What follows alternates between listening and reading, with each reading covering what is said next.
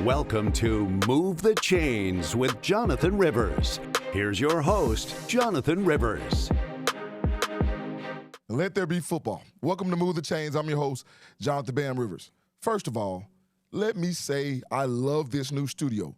I told you guys that changes were coming to Move the Chains. We're moving, we're growing, things are accelerating at a rapid pace, and I'm truly blessed by it. So shout out to everybody who made this situation possible.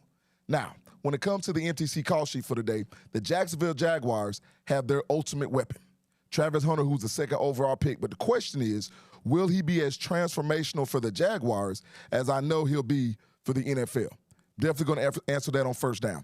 And in second down, I'm going to answer all your questions via social media, as always, regarding all things NFL.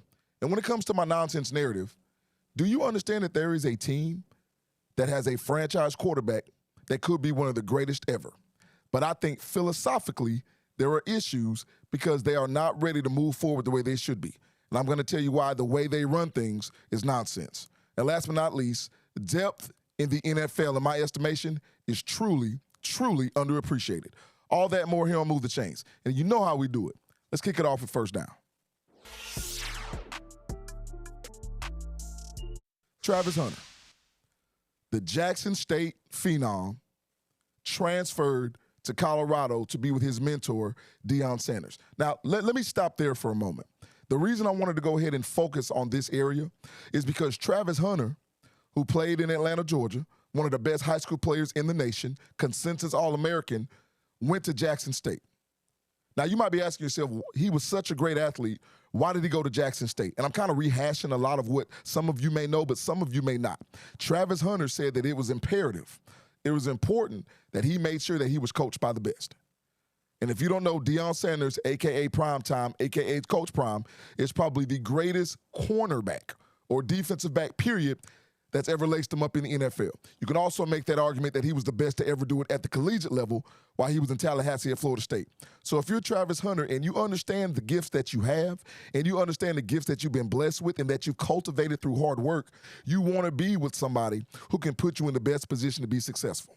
And that's why he wanted to team up with Deion Sanders. So now let's fast forward a couple of years.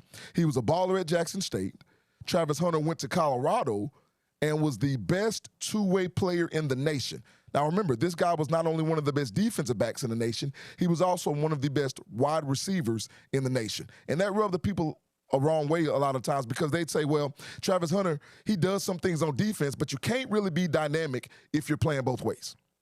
And I just tend to disagree because I think this is what makes Travis Hunter unique. It's not the fact, ladies and gentlemen, that he can play both ways. It's the fact that the condition he's in. Now, this is a stat that who paid attention to snaps in collegiate football before Travis Hunter? Who paid attention to how often somebody was on the field before Travis Hunter? Everybody had to pay attention because the type of rigors that you have to go through as a football player, whether it's Pop Warner, whether it's middle school, whether it's high school, collegiately, it doesn't matter. The level of physical nature that this sport has to enact on your body and take on your body is crazy. But Travis Hunter made sure that he treated his body like the million-dollar business that it is. And that's why he was a number 2 overall pick. So let's look at the Jacksonville Jaguars. Now, I've told you on this show, I think Jacksonville's the worst team in the NFL. And why did I say that? I said because they had no infrastructure. I said because Jacksonville brought in Urban Meyer, and that was a train wreck. And it was a train wreck because they had no plan. They tried to have one individual save their organization, but they didn't have a foundation. But then you bring in Doug Peterson, and everybody says, well, by all means, Doug Peterson is a Super Bowl winning coach with the Eagles. He is a quote-unquote quarterback whisperer. Trevor Lawrence, who is their former number 1 overall pick, who's their starting quarterback, will absolutely thrive under Urban Meyer. But see, that didn't happen. And Trevor Lawrence, has underachieved, and the Jacksonville Jaguars has underachieved, and this is where they are now. They gave up a multitude of draft picks in this year's draft to get Travis Hunter because they consider him the ultimate weapon. Now, here's the biggest question I have for everybody in Jacksonville and Duval County. Do you trust management, and do you trust Liam Cohen, the new head coach, former offensive coordinator of the Tampa Bay Buccaneers, to put Travis Hunter in the best position to be successful? Because you know the great thing about this for Jacksonville, in my estimation, again, let me go back and say this. I don't have a problem with them trading what they traded to get Travis Hunter Because if they feel like he's going to be transformational and if they feel like he's the ultimate weapon that a lot of people thinks he is, they needed to make sure that he didn't fall further in the draft and they missed out on him. But he better pan out. And this is why I think he will. Because Travis Hunter has the mindset that a lot of individuals don't have. I'm not worried about Travis Hunter's mindset. I'm worried about the mindset of the Jacksonville Jaguars. Because this is an organization from ownership all the way down that's been futile in its attempt to be a relevant NFL team.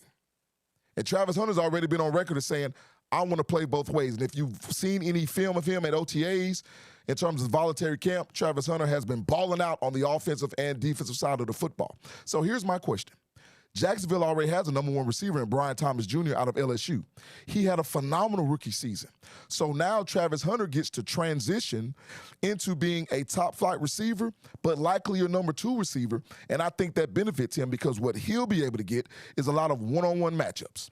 And if you put Travis Hunter one-on-one, whether you put him out wide or whether you put him in a slot, I think that'll be a situation that benefits him greatly. But defensively, I think this will be the key.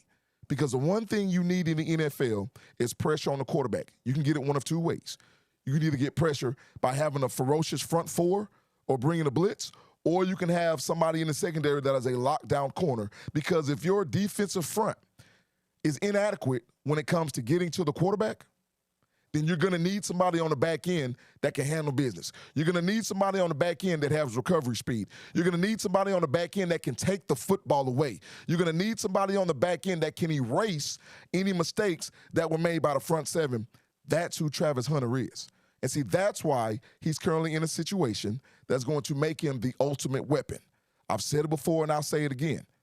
He, in my estimation, is the ultimate weapon and will transform the NFL because of his skill set and because of the way he handles himself. But will he be able to transform the Jacksonville Jaguars? Because this has been an organization that has been able to be transformed from the gutter. That's what I'm waiting to see. Hey, when we come back from the break, I'm going to answer your questions via social media. One of the biggest questions is, who's going to underachieve in 2025? I'll make sure I answer that when we come back. Back on Move the Chains right after this. And welcome back to Move the Chains. And before I get to your questions here on Second Down from social media, I want to take this opportunity, as always, to thank my Lord and Savior Jesus Christ for the opportunity to host Move the Chains. It is truly a blessing to be here. Secondly, I want to thank you, the fans, whether you're watching on TikTok, whether you're watching on YouTube or Facebook or Instagram, or whether you're watching right here on the Sports Leader WXTX Fox 54. I appreciate the feedback and the support of this show. And last but not least, man, I got to give a shout out to the best production crew in the business. You don't know what these ladies and gentlemen deal with on a daily basis to make sure that this show runs smoothly. So again, shout out to the best production crew in the business. Having said all that, you know what time it is. It's time for Second Down.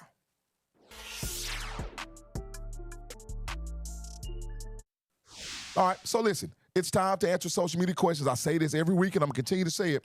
Social media never dies, and I love it because it gives me an opportunity to look at the feedback and answer all the questions you have regarding the NFL. All right, so let's go ahead and go to my first question. All right, the question is, what team will underachieve in 2025? I think that's a clear answer. That is the Cincinnati Bengals. And let me tell you why I think the Cincinnati Bengals will underachieve. It's not because they lack talent, especially on the offensive side of the football. It's because the Cincinnati Bengals are slow starters. And now, see, this is something that you have to look at ownership and you have to look at the head coach. Because if I'm asking myself, why does Cincinnati always start the season 2-4 or 1-5? And then they end up getting hot over the duration of the season, and then everybody makes the mistake. Not your boy, but everybody makes the mistake, and they want to say, well, hey, this is the hottest team in the NFL. This is the biggest contender to the Kansas City Chiefs or the Baltimore Ravens or the Buffalo Bills, and they're not. And they show you who they are at the beginning of every season, yet nobody wants to listen. And I'm not talking about the individuals like Sheldon Rankins and the individuals that are no longer there like Mike Hilton, defensive starters that they have. I'm not even talking about that respect and having to replace all those starters. I'm simply talking about the fact that the Cincinnati Bengals seem as if they don't start training camp when everybody else starts training camp. They start later. They don't start preseason when everybody else starts preseason. They seem to start later. They don't start the regular season when everybody seems to start the regular season. They start later. So if you're going into preseason with an OTA mindset and you're going into the regular season with a preseason mindset, you're going to fall behind. And that's what the Cincinnati Bengals have done. So as far as Joe Burrow is, and I told you on this show, I think he gets too much credit a lot of the times because this team has missed the playoffs 2 straight years that he's been healthy, and he is a very good quarterback. But the fact that the Cincinnati Bengals have missed the playoffs 2 straight seasons, the fact that their starting quarterback has missed 50% of his NFL career due to injury, and the fact that this team is unwilling, not unable, but unwilling to better themselves on the defensive side of the football is a problem. That's why I think the Cincinnati Bengals will underachieve in 2025. Now, on to the second question. Who's the best defensive coordinator in the NFL? To me, it's Steve Spagnuolo. Now, listen, I continue to talk about the Kansas City Chiefs, and you wonder why I talk about them a lot because they're the gold standard. The reason I'm telling you that Steve Spagnuolo is the best defensive coordinator in the NFL would be the reason that I tell you the best player in the NFL is Patrick Mahomes, or the reason why I would tell you the best defensive player in the NFL was Aaron Donald when he was in the NFL, and the best player in any sport is who they are because they are at their best when the moment requires it. They are great during the regular season, and they're even greater in the postseason. And if you're Steve Spagnuolo, who's won championships as a defensive coordinator with the Giants and championships as a defensive coordinator with the Kansas City Chiefs, he does it because he always keeps an offensive coordinator on their heels. You never know what's going to happen. Do you remember the AFC Championship game against the Buffalo Bills this past season where Steve Spagnuolo ran a corner blitz, something the Bills had not seen all game long? And no matter how much you prepare for it, no matter how much film you watch, Steve Spagnuolo seems to come up with the right defensive call in the right moment. Life is about timing. And Steve Spagnuolo understands that his defense, even dealing with injuries in the secondary, which is what they dealt with, but he's got guys like Nick Bolton and Chris Jones and George Karlaftis along that defensive front that make plays. And they've got Trent McDuffie, an all-pro in the secondary, and that's who came on that corner blitz to make sure that Josh Allen couldn't complete that pass to Dalton Kincaid. These are the type of decisions that are made that help Kansas City be the best team in the NFL over the past 7 seasons. Andy Reid has a luxury because he has another head coach, essentially, coaching his defense. That's not something he has to worry about. Steve Spagnuolo allows Andy Reid to focus on the offense and focus on the team as a head coach when it comes to time management. Steve Spagnuolo is the best defensive coordinator in the NFL because he knows how to put his team in position to be successful when they need it the most. All right, let's get to my final question. What's the worst rule in the NFL? Now, I'm showing officials right here on B-roll, guys, but I'm not saying that this has anything to do with the officials. This has everything to do with the rules in the NFL. I think the worst rule in the NFL is illegal contact. And why? Not because it gives you 5 yards. I understand that you can't hinder a receiver from trying to get to a spot. I understand that everybody wants it to be an offensive-minded league. I understand that everybody wants to see points. And at the same time, they want to see points, but they complain about teams who don't have a good defense. Pick a side. Nonetheless, the worst rule is illegal contact because not only does it give you 5 yards, do you know what illegal contact also does? It gives the offense a fresh set of downs. So imagine being a defense. Imagine busting your butt on 1st and 2nd down or even 1st, 2nd, and 3rd down, and you've got a team going for it on 4th down, and it's 4th and 8 or it's 3rd and 12, and you've done all that work, and because across the field, 15, 20 yards away from the football, somebody hits a receiver in the shoulder pad 6 yards down the field. The flag is thrown. It's not only a 5-yard penalty, which would still keep it 4th down, and they would probably have to accept the penalty to try to run another play. The offense gets an automatic 1st down. This is what defenses can account for. And see, what happens is when you're on defense that long, football is already a war of attrition. And when you have to continue to stay on the field when drives are extended by something as small as an illegal contact, that's what really grinds my gears. Now, let me say this again. I'm not telling you that I disagree with calls being made. I think a call should be made in the first quarter. I think a call should be made with 10 seconds left in the 4th quarter or overtime of the Super Bowl. Do not swallow your whistle because you feel like the timing is inappropriate. The players are the reason that these flags are thrown. What I'm saying is keep the 5 yards for illegal contact, but let's not sit here and give the offense a fresh set of downs because everybody wants to see offense. Hey, when we come back from the break, it'll be my favorite segment, my nonsense narrative. There's a philosophical issue with a team in the NFL, and I'm going to tell you who it is. Back when we move the chains, right after this. And we'll go back in to move the chains, and it's time for my favorite segment of the show. I'm not going to delay it any longer. It's time for my nonsense narrative. Now, Here's a nonsense narrative that you need to hear because you probably feel this way. People think NFL players that hold out are selfish. They think they're all about the money. And I want to talk about Shamar Stewart, the first-round draft pick for the Cincinnati Bengals out of Texas A&M. And I've talked about him before, but see, he's not signed yet. This rookie is not under contract because the Cincinnati Bengals don't want to put in the language when it comes to his guaranteed money. The NFL expectancy, ladies and gentlemen, is 3.5 to 4 years, maybe 5 if you're lucky. 5 years. If you're 22 years old, you turn 27, now your NFL career is over, but you didn't have any guaranteed money. Wouldn't you feel a certain type of way about that? And to me, Shamar Stewart just understands the business of the NFL because everybody knows this is a business. Everybody understands trades happen, acquisitions happen, players get let go all the time, head coaches change teams. But if you're a player and you're branded as being selfish because you're holding out for the deal that you feel like that you've warranted through the value that you provided, and in this case to a college team, and the NFL has told you, we think you're a first-round pick, the Cincinnati Bengals have a problem. And it's not just on the field, it's in the front office. And this is why I want everybody to understand, if you're philosophically flawed, you're going to be flawed on the field. I have no problem with Shamar Stewart taking this stance. Coming back from the break, it'll be the final drive. I'm going to tell you why there's a certain aspect of the NFL that's truly underappreciated. Back with the final segment of the show right after this. And welcome back in to Move the Chains. And now it's time for the final segment of the show. It's time for the final drive.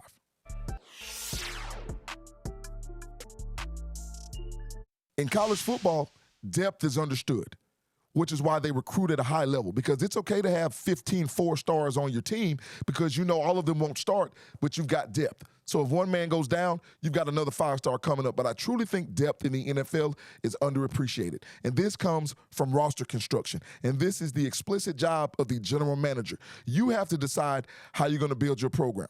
This is why certain organizations lose their starting left tackle and they have somebody whom you've never heard of that's not that good, because depth in the NFL is not what it should be. And that is where I do give college football the edge over the NFL, because they understand the importance of depth. All right, hey, don't forget, you can catch Move the Chains not only right here on the Sports Leader WXTX Fox 54, but also on YouTube. Take a look at the screen. You go to @move_the_chains. Make sure you like, subscribe, share, leave a comment. We're here for it. Hey, as always, another banger for the best production crew in the business. I'm your boy, Jonathan Bam Rivers, and always remember, build every day of your life brick by brick. Until next time here on Move the Chains, God bless.